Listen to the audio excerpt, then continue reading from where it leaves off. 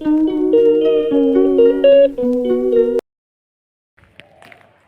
যে দেখো বন্ধুরা, বেরিয়ে পড়েছি বাজারের ব্যাগ হাতে নিয়ে, যাচ্ছি হচ্ছে মাংস আনতে।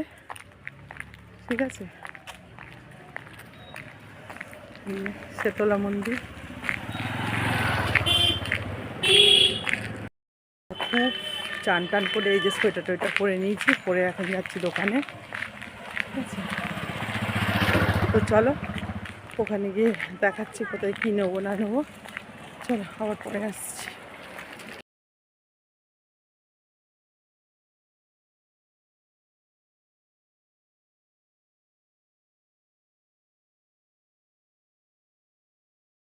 11 মাংস আর একটু গলা দেবেন আর হজমি দেবেন, হ্যাঁ মেটে দেবেন না,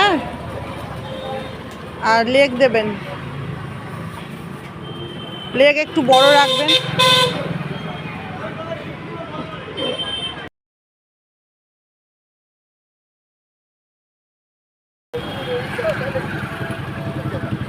টমেটো কত করে? টমেটো 220 টাকা। আর কাঁচা লঙ্কা আর 100 দেবেন, 100 কাঁচা লঙ্কা আর টমেটোটা 80 টাকা।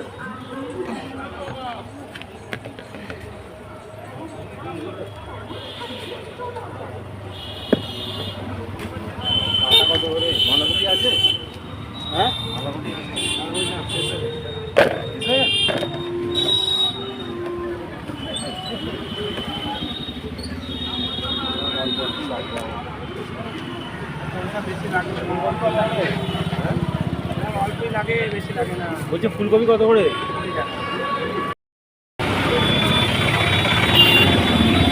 250 দাঁড়ান।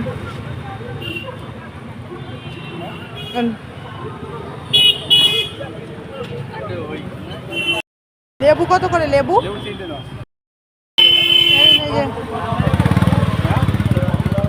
এই যে 3টে লেবু। পয়সাটা নিন, পয়সাটা নিন। হ্যালো বন্ধুরা, দেখো চলে এসেছি বাজার থেকে। মাংস টাংস নিয়েছে, মাংস, কাঁচা লঙ্কা, টমেটো, লেবু সব নিয়ে চলে আসলাম। আর মা তো গেছে কাজে। ঠিক আছে, তো এসে এখন রান্না বসিয়ে দিয়েছি। রান্না বলতে যে ভাত হচ্ছে, দেখতে পাচ্ছ ভাত হচ্ছে। আর ছোটো মেয়েটাকে চান করিয়ে দিয়েছি। এখন আমি রান্নার দিকে এসে গেছি। তো দেখো এই যে আমি আলু কেটে রেখেছি। আর বাবা, আমি মাংস আনতে গেছিলাম তখনই বাবা আদা রসুন এই যে ছাড়িয়ে আর আদাগুলো কেটে রেখেছে। তো আর পেঁয়াজও ছাড়িয়ে রেখেছি, পেঁয়াজগুলো কাটবো। ছেলে তো তার জন্য বটি দিয়ে পেঁয়াজ কাটতে পারে না আর কি, তার জন্য ছাড়িয়ে ছুড়িয়ে রেখেছে। পেঁয়াজগুলো শুধু আমি কেটে নেব, কেটে নিয়ে ব্যাস রান্নাটা বসিয়ে দেবো। আর মাংসটা এনেছি, চলো দেখাচ্ছি তোমাদেরকে। মাংসটা এনেছি হচ্ছে 1 কিলো মাংস এনেছি। এই যে দেখো,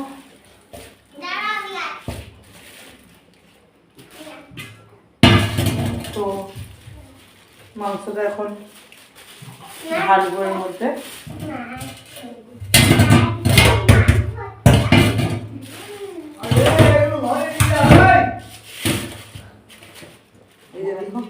মেয়েটা দিয়েছে ঢ্যামনা চোদাকে, মেয়েটা দিতে বারণ করলাম, তাও মেয়েটা দিয়েছে।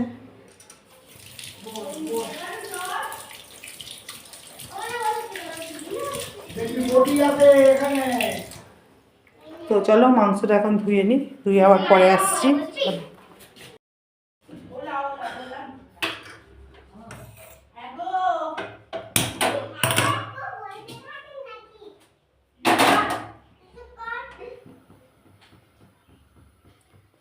তো 1 কিলো মাংস এনেছি, 1 কিলো একটু বেশি আছে, 220 টাকা করে কিলো।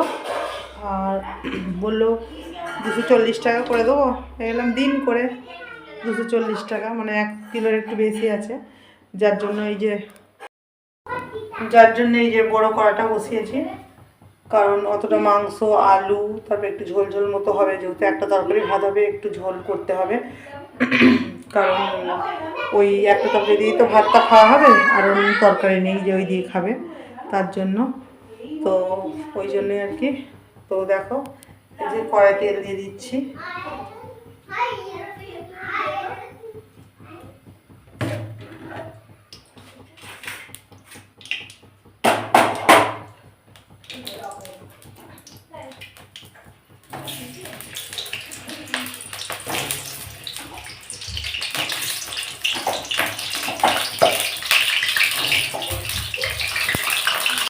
বাইরেটা খুব কুয়াশা হয়েছিল, রোদ্দুর ওঠেনি, এই মানে 12টা, এখন তো পৌনে একটা বাজে।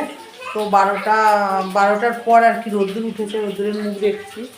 আর এই দেখো বন্ধুরা, এই জানলাটা খুলিনি, জানলা দিয়ে এত হাওয়া আসছে, কিন্তু জানলাটা না খুললেও হবে না, নাহলে ওই যে মশলার ঝাঁঝটা যেগুলো ধোঁয়া ফোঁয়াগুলো বেরোবে না আর কি, তার জন্য জানলার একটা পাল্টা খুলে দিলাম।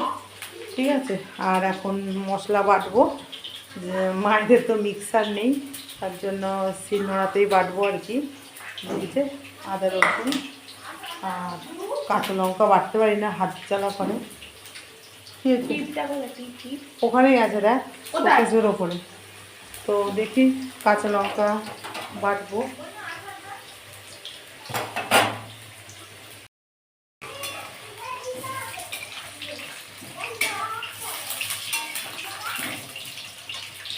ওই যে ভাত আমার হয়ে গেছে, আর ভাত তো অল্প হয়েছে, বাবা আর আমার মতো। আর বড় মেয়েটা চান টান করে নিয়েছে, যাবে হচ্ছে জায়ের বাড়িতে, ওদের বাড়িতে দুপুরে খাওয়া দাওয়া করে বিকালের দিকে আসবে।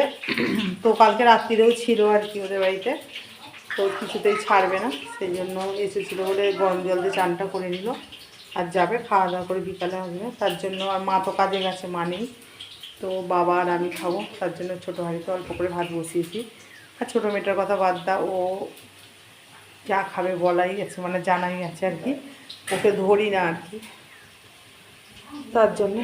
তো চলো কথা না বাড়িয়ে এবার কাজগুলো করি, মশলাটা বেটে নিই। মা আজকে আসবে, তাড়াতাড়ি একটু আসবে বললো, 5টার সময় চলে আসবে, তো জানি না কটার সময় আসবে। তো চলো। তো দেখো বন্ধুরা, মেয়েদের জীবনটাই কেমন, ঠিক আছে। তো বাজার দোকান করে সব নিয়ে এসে রান্নাবান্না করছি, আর রান্নাবান্না করতে বাধ্য হচ্ছি, কারণ মা তো নেই, তোমরা সবাই জানো, বলেওছি অনেকবারই যে মা কাজে গেছে। মাও পেটের ধান্দায় কাজে যেতে হয়েছে, কাজে না গেলে বসিয়ে ভাত তো আর কেউ দেবে না। আর আমিও এই শ্বশুরবাড়ি থেকে বাবা এসেছি আর কি, মানে 2 দিন সময় কাটানোর জন্য, যে মায়ের সঙ্গে থাকবো বলে। কিন্তু আমারও এমনই কপাল দেখো, মানে ওখানে শ্বশুরবাড়িতেও একা হাতে সবটা করতে হয়, এখানেও করতে হচ্ছে, আর করতে বাধ্য হচ্ছি, কারণ মা তো নেই। মা থাকলে আমাকে নিশ্চয়ই করতে দিত না, মা করতে দেয় না, বাড়িতে থাকলে 1 গ্লাস জল পর্যন্ত নিয়ে খেতে দেয় না। কিন্তু যেহেতু মা নেই, সেহেতু করছি আমি। আর শ্বশুরবাড়িতে তো কেউ করার নেই, মানে লোক আছে অনেক, যা শাশুড়ি সবাই আছে, কিন্তু যে যারা আলাদা, তো সেই জন্য নিজেকেই সবটা করতে হয় আর কি। এই যে দেখো বন্ধুরা, এই যে উপর থেকে লাইটটা খুলে পড়লো।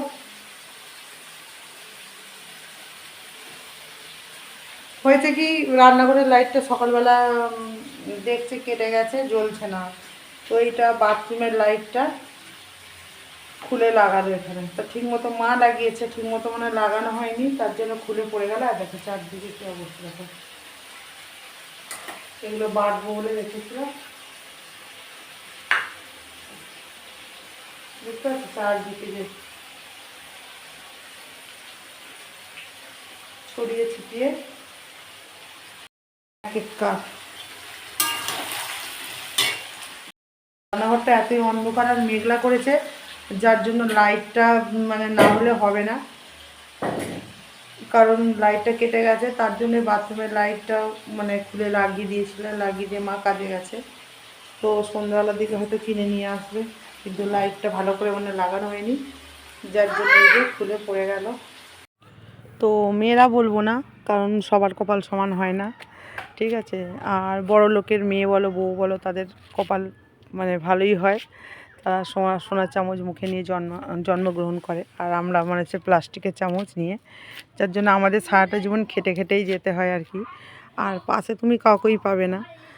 আমার হাজব্যান্ডকে তো আমি পাই না, ও তো ছুটি নেই বললেই চলে, আর ছুটি নেয় না আর কি। ছুটি থাকে ঠিকই কিন্তু নেয় না আর কি। তার জন্য নিজেরই মানে 14টা বছর কেটে গেল একা একাই সব কিছু, দোকান বাজার সব কিছু করে, দুটো বাচ্চা মানুষ করতে করতেই জীবন শেষ হয়ে গেল। তো এই আর কি আর করা যাবে। আর এখানে মা পেটে জ্বালায় কাজে বেরিয়েছে, এখানে তো করতেই হবে, কিছু করার নেই। আর বাবা করে, বাবা অনেকটাই করে, রান্নাটাই বাবা একটু করতে পারে না, কারণ একটু কোমরটা ভেঙে গেছে তো তার জন্য। তো আমি যেহেতু এসেছি সেহেতু তো আর বাবাকে রান্না করতে দিতে পারি না। আর কদিন মাই সকালবেলা করে রান্না করে যাচ্ছিলো, আর আজকে রবিবার যেহেতু মাংস টাংস হবে, তার জন্য বললাম আমি রান্নাটা করব আর কি, এই আর কি। আর এখানেও এসে সংসারের কাজে লেগে পড়লাম আর কি। তো ঠান্ডা তো অত্যাধিক পড়েছে, আর এখানে মানে মায়েদের এদিকে চারদিক ফাঁকা, আরও বেশি ঠান্ডা, যার জন্য আমার ওইদিকে বারান্দাটা খোলা, চারদিক ঠান্ডা, আর এদিকটা এমনিতে রোদ্দুর আছে কিন্তু খুব ঠান্ডা। তো কি আর করা যাবে, এই আর কি। তো দেখো বন্ধুরা, কথা বলতে বলতে আমার রান্না কমপ্লিট, ছোটো মেয়েকে খাইয়ে দিয়েছি, আর বড় মেয়ে তো জায়ের বাড়িতে বললামই।